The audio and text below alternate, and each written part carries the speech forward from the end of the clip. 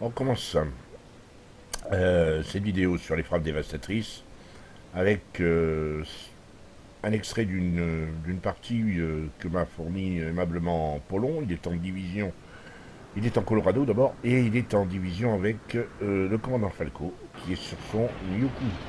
Donc, on va faire une ellipse, parce que la partie intéressante, à savoir la frappe dévastatrice qui tue de la mort, etc., tout ce que vous voulez, c'est un tout petit peu plus tard. Pour d'ici là, on va éviter parce que c'est un peu lent. Même si la partie est belle, hein. La partie, j'aurais pu la mettre en entier. Elle est pas mal du tout. Il y a d'assez jolis coups qui prouvent que le Colorado, malgré sa lenteur, peut être efficace, être sur le front et faire pas mal de dégâts. Mais on va passer, on va faire une ellipse et on se retrouve au moment idoine, on va dire. Bon, là on reprend la vidéo. Alors, pile au moment où Paulon est en train de faire son demi-tour, alors qu'il était pratiquement en train d'initier un push derrière le D, le T-22, qui est en première ligne, il fait demi-tour pour protéger la ligne, la cape C, parce qu'il y a un vrai assaut, on va dire, de l'équipe rouge, et en bas, il n'y a plus que 3 navires, voire 4, pour défendre ce Cap C. Alors l'Émile Bertin va se faire sortir par le Fidji. Il est en train de le charger, voilà. Fidji au canon a sorti. L'Émile Bertin, il y a 2 tiers d'écart, hein. C'est un petit peu normal. Il y a un reload de malade du côté du Fidji par rapport à l'Émile Bertin. Mais l'Émile Bertin sort le Fidji à la torpille. Bon, donc le cap est sauvé, néanmoins il faut aller faire des dégâts. Et des dégâts, pour nous on a fait. Alors j'ai pris un petit peu plus tôt la partie intéressante parce que je voulais avant vers le point, il a quand même mis 2 citadelles, sur un Budioni. Bon, ça à la limite, Colorado qui met une citadelle à Budioni c'est normal. Mais surtout un New Mexico, ça c'est plus inattendu. Il a coulé un Mutsuki, de manière on va dire un petit peu, bon, pas chanceuse mais pas loin. Néanmoins, il a quand même fait quelques coups énormes des citadelles, non pas une frappe assez lourde sur les Kongu, sur un New Mexico. Donc bref, il a fait vraiment une bonne petite partie. Malheureusement, la partie est déjà quasiment terminée. Il a fait que 48 000. Ouais, mais je suis pas loin de penser qu'il est un de ceux qui a fait le plus de dégâts. Il a été énorme durant toute cette bataille. Et voilà le Graf Spee. Alors évidemment, le Graf Spee, il n'a pas tout de suite intégré que le Graf Spee était en train de tourner et probablement de freiner, très sec, ce qui explique le virage assez brutal, même si le Graf Spee évolue très très bien. Et là, il va vite, il recharge.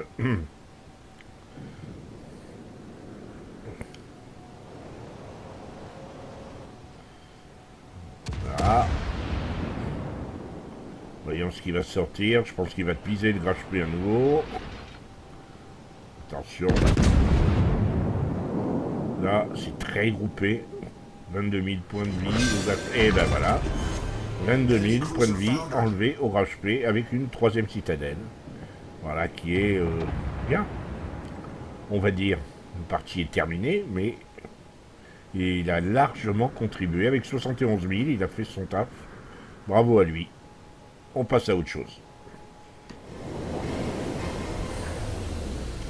Là, on commence cet épisode avec une sortie en Mutsu, un navire que j'ai depuis peu. Pas franchement dire que je l'ai en main, même si c'est quelque part une sorte de Nagato sous-alimenté, avec des torpilles assez bizarroïdes d'ailleurs, à maîtriser, un peu surprenantes. Là pour l'instant, bon, mon probo c'est de faire des hits, de le prendre en main et d'essayer de voir qu'est-ce que je peux faire. Ceci dit, donc, faire des hits c'est bien, mais il faut encore pouvoir toucher. Aïe. Là, c'est un Fidji qui me tire dessus. Et qui m'agace bien, là. Et là, on a un Iron Duke, où je dirais assez complaisant.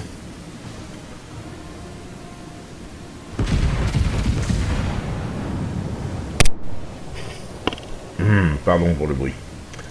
Non, c'est du rebondir. Alors là, Stunk, 12 000, une citadelle sur un Iron Duke. 16 000 dans la vue quand même. Hein. Là, ça commence bien. Non, j'apprécie beaucoup. Alors là, je vois un Fidji qui m'a tiré dessus. C'est lui qui m'a fait dire aïe tout à l'heure. Parce que j'ai trouvé tout à fait déplorable. Mais je trouve encore plus déplorable que le Fidji ne me calcule pas, là, voyez-vous. C'est très vexant. Vraiment très très vexant. Et moi, quand je suis vexé... Voilà. Ça, c'est fait. L'Iron Duke, il n'aurait pas apparemment envie toujours de prendre des chouquettes. Fort bien.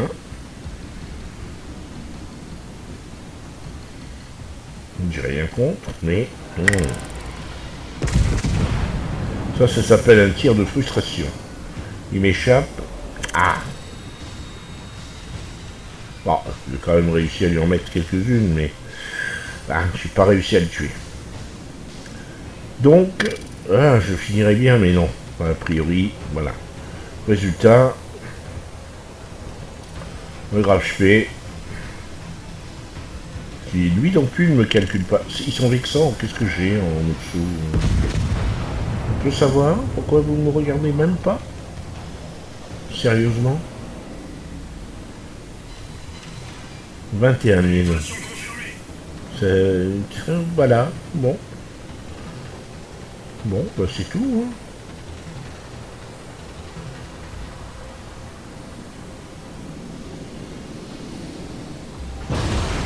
Aïe. Non mais attends, je suis occupé là. Je m'occuperai de toi après. Voilà. Je vous l'ai dit, j'aime pas qu'on me calcule pas. Ça me vexe quelque part.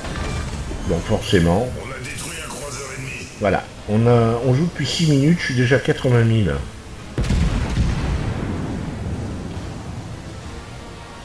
Donc on peut dire que ça commence bien. Ça finira beaucoup moins bien. Donc on va passer à autre chose. Nous sommes en Duke of York. On arrive pile au moment où on vient de perdre un de nos destroyers. Et que la plupart des cuirassés, dont moi, on a décidé d'aller au centre, sans aucun support. On a un Pensacola pour nous supporter. Comme vous voyez, il est quand même assez lotière. Et là, on va se retrouver en face d'adversaires qui ont de curieuses, comment dirais-je, de curieuses réactions, de curieuses attitudes. Nous avons les mêmes, hein, vous rassurez-vous. C'est pas pour critiquer, d'ailleurs je crois qu'on la perd cette bataille, donc l'adversaire, hein, même s'il a eu des attitudes curieuses, va finir par gagner. Donc voilà, on a Nelson de flanc, voire de 3/4 arrière. C'est un concept, il est plutôt de flanc. Et qui monte son flanc, pourquoi pas.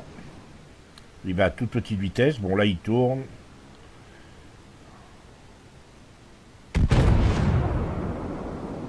Et on va le voir, sa navigation est assez étonnante. C'est un navire, ne l'oublions pas, qui est très lent, le Nelson.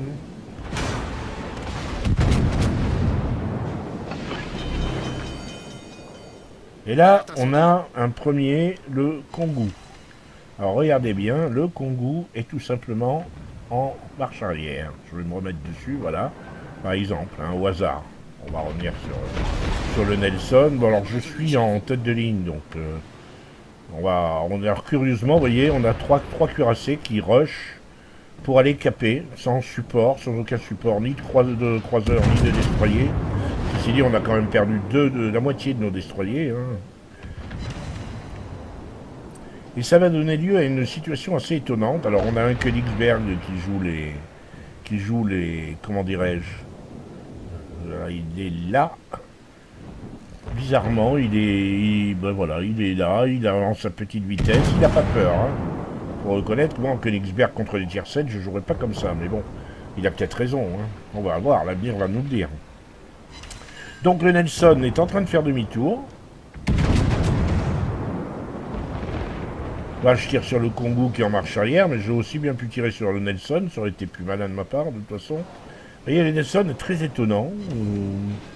Maintenant, il est en marche il va nous montrer son trois quarts arrière. C'est bizarre comme attitude. C'est des gens qui maîtrisent pas vraiment la méta du jeu. C'est perturbant. Alors, c'est pas gênant en soi parce que c'est sans nos adversaires, hein, mais alors là, vous avez vu le Janway. Regardez bien le Janway parce que là, lui, il a le Janway. Voilà, il est semé dans sa smoke. Je sais qu'il est là. Hein. J'ai pas vu de tort porno profonde. Donc j'ai tout lieu de craindre le pire, mais je rentre quand même dans B, parce qu'il faut contester B. On a beaucoup de retard, on a une centaine de points.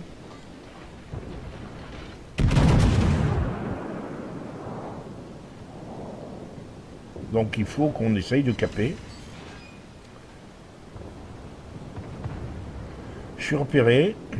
Autant dire que bon, bah... Et là va se passer la première anecdote assez cocasse. Parce que, bon, j'ai ralenti, Königsberg apparemment qui me tire encore dessus, le Kongu qui est en marche arrière, c'est un peu pour ça que je voulais vous montrer cette vidéo, parce que c'est conceptuel. Quoi. Je suis un peu surpris par l'attitude de Cuirassé qui joue de flanc en marche arrière. Après, bon, là, moi, je tire mal, mais un joueur qui aurait eu un meilleur tir. Bon, on a perdu un Scharnhorst. Bon, pourquoi pas, c'est vrai qu'ils sont venus nous rejoindre. Je me dis qu'il faut qu'on sorte le Nelson. Écoute, j'ai bien vu, un Janway, il est de profil. Ben oui, il est là. Et il recule. Et il me regarde pas. Enfin, je n'ai pas compris là. Voilà. Bon, il n'a pas tiré sur l'orpille, j'ai eu beaucoup de chance. Et je peux me casser. Petite frappe des basses au passage. Et là, le coup d'après...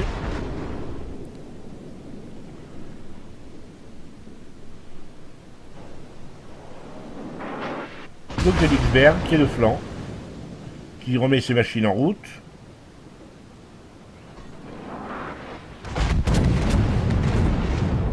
Mais pas assez vite. Voilà. Ça c'est fait. Deux jolis kills en très peu de temps. Et pas plus, c'est pas vraiment pour me vanter, c'est juste pour vous montrer à quel point parfois ces adversaires-là, vous voyez, lui, il se beach, il repart en avant, il repart en marche arrière. Ça peut être vos partenaires.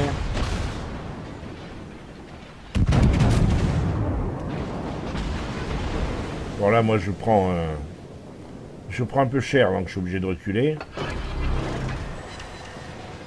14 000 points. Hein. Là, je me suis arrêté. En fait, je ne suis pas arrêté. Il y a eu un bug, effectivement, dans le jeu. Un gros freeze. Vous voyez, et voilà. Vous voyez, le jeu a repris. On a eu des très gros freeze à ce moment de la partie. Et apparemment, ça ne venait pas de moi. Ça venait bien du jeu. Il y a eu quand même d'assez gros lags.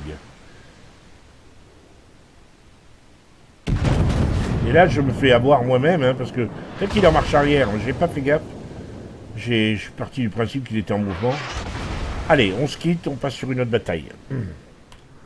Nouvel extrait. Alors celui-là, c'est un moment historique pour moi parce que c'est la toute première bataille en Saint-Louis. Je viens de monter le navire, enfin je l'ai monté depuis un petit moment, mais j'avais jamais encore osé le sortir. N'étant pas un grand fervent des batailles en tier 9, tier 10, je trouve un petit peu trop... Voilà quoi. Bon là, cette bataille va me donner un petit peu tort parce qu'elle est assez dynamique, et puis parce qu'on la gagne et qu'on roule sur les ennemis. Mais pour cette première bataille, j'inaugure mon Saint-Louis, et là, tout de suite, bah oui, je vais me retrouver de flanc face à Yamato. J'ai peut-être intérêt à me planquer. Voilà, quoi. Hein. Et Yamato, il va YOLO, apparemment, en plus, comme on va le voir. Vous voyez, il est déjà bien avancé. Alors, il m'a pas encore... il n'a pas pu me voir. Par contre, il est tout à fait possible qu'un destroyer ennemi se place dans C pour bloquer la cape. D'ailleurs, c'est ce qui semble être le cas. Oui, ça y est, n'avance plus. Donc, je réfléchis, qu'est-ce que je fais? Je décide de tourner brusquement parce que le Yamato va me voir et qu'il y a un Yuan là. Et il y a un Tashkent. Bon, alors, le Yamato ne me regarde pas, donc on va tirer sur le Tashkent pour commencer. Alors, je sais parfaitement qu'un Tashkent, vaut mieux lui tirer à la paix dessus quand on est de flanc.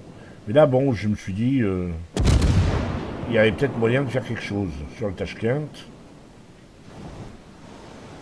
Et puis je passe sur le Yuan.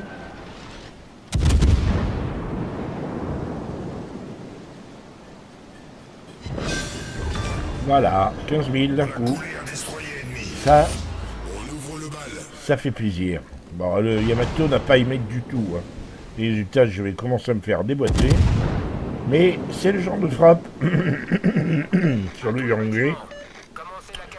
Ben, je trouve que je baptise bien mon Saint-Louis. Surtout qu'en plus, je mets un incendie sur le Yamato. Il va brûler un petit moment. Je vais faire pas mal de dégâts grâce à ça, mais je vais prendre aussi très cher. Donc on va éviter de montrer les horreurs de la guerre tout de suite. Et on passe à autre chose. Alors, pour ce nouvel extrait, je suis avec mon Duke of York. Je fais équipe avec Falco, le commandant Falco, que vous connaissez à présent. Vous avez déjà vu en action dans une de mes vidéos où je narre ses exploits. Lui, il est avec son King George. Donc les deux sister ships ensemble.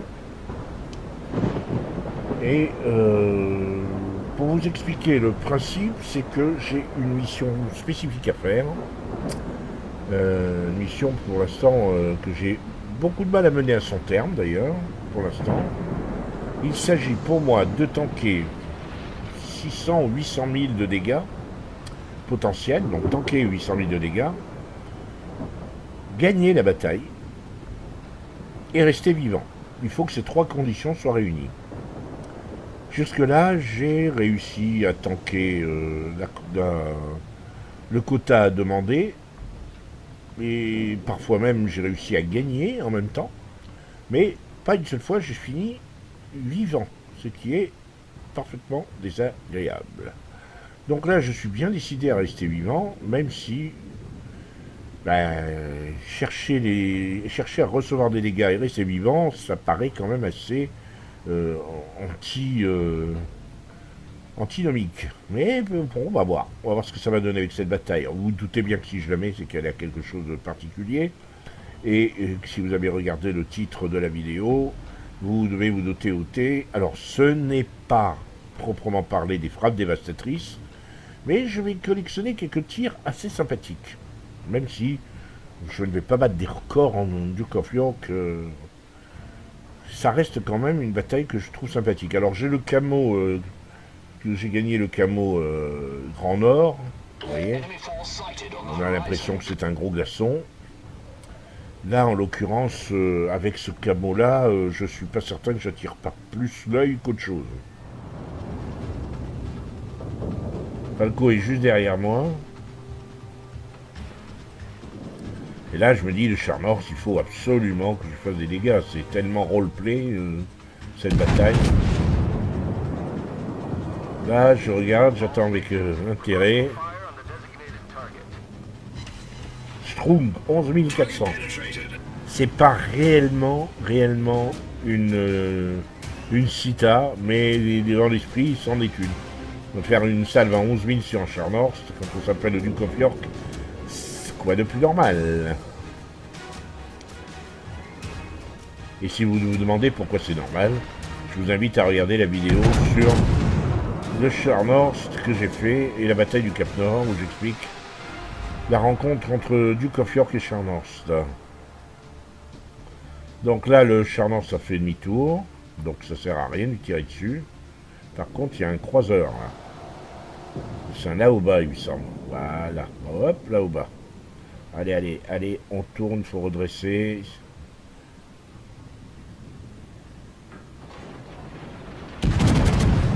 Là, je crois que Laoba a très légèrement tourné sur son tribord, sur son bâbord. Je me rappelle pas si je touche. Ouais, un petit coup, un petit millier point. Rien de bien concluant. 53 000, c'est pas encore assez, bien sûr, quand on est un tier 7.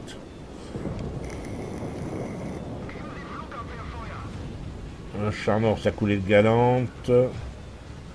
Mais il est pas en très bonne forme, le Charnors. Là au bas, par contre, continue à me montrer son flanc, ce qui est... C'est pas cool. Enfin, c'est cool pour moi, si, quelque part. Voilà, un petit 6000. On commence à approcher comment dirais-je, du théorème de Sarkade. Je rappelle que Sarkade est un youtubeur de grand talent qui a développé un théorème, développé par ailleurs. Hein. C'est pas lui qui l'a inventé, mais il soutient ce théorème avec une certaine justesse, je trouve. Bon, là, le Charnorst, bon, il faut que... C'est théorème qui veut qu'il faut faire son tiers fois 10 000 pour réussir une bataille. On pourrait estimer avoir fait une bonne bataille en cuirassé, même en croiseur d'ailleurs. Donc là maintenant il est largement temps que je fonce. J'ai des dégâts à tanker, je rappelle, pas à faire, à tanker. Donc je me dis, la bataille est quasiment gagnée. Il faut que je m'offre au coup des adversaires pour optimiser, pour être sûr que ça a fonctionné. Donc là je vole un petit peu le kill, je reconnais. Je vole, mais c'est encore une citadelle.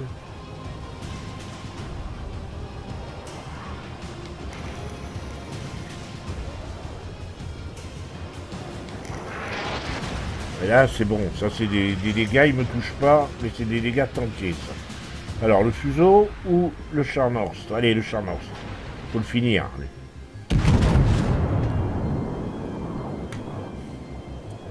Il faut le finir.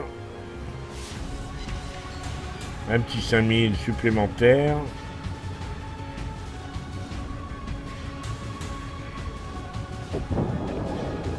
Mais je suis ignoré, relativement ignoré par Charmance Colorado et Fuseau, bizarrement. Alors que je suis le premier, les cuirassés, hein. On est 2 cuirassés face à eux.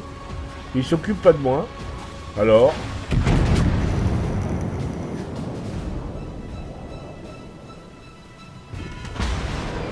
J'arrive pas à le sortir.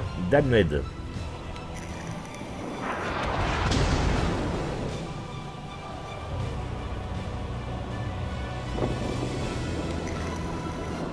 Allez, fuseau. Une seule tourelle. Citadelle, là. Je rappelle qu'il faut pas que je meure. Hein. Ce serait moche. Donc là, à nouveau 4000. Alors vite, je vais essayer de me mettre anglais pour manière à... Voilà, à tanker un minimum. Ils sont plus que 2, la partie est gagnée. Et il faut pas que je meure. Tout en faisant encore des dégâts, parce que... Et en tankant.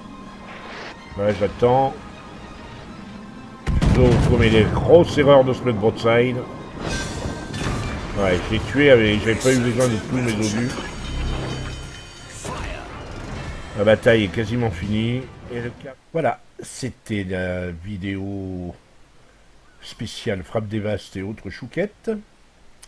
Alors, si ça vous a plu, faites-le moi savoir, mettez un commentaire, un petit like.